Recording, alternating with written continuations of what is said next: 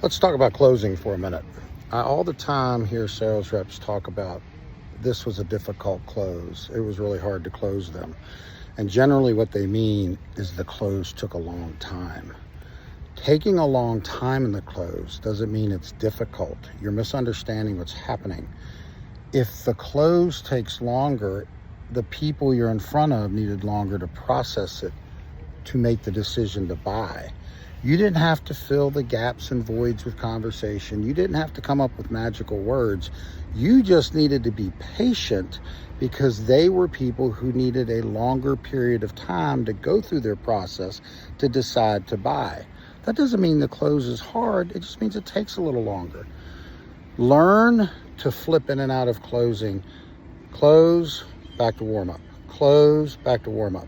In other words, I'm going to provide new information, make a closing attempt.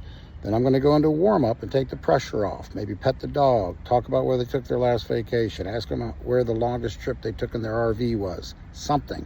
Then I'm going to go back to close, provide new information, ask for the business, come back out of close, pattern interrupt, take the pressure off. And I'm going to oscillate between those two things. I'm providing information, asking for the business, going into warm up, taking pressure off.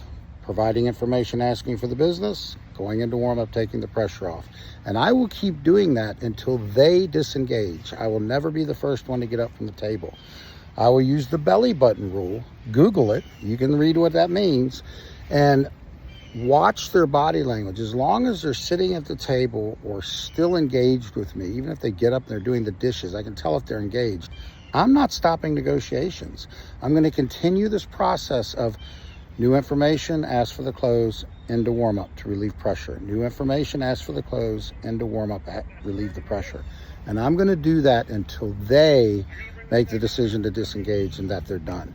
If you do this, it will add noticeable points to your closing percentage. I promise you.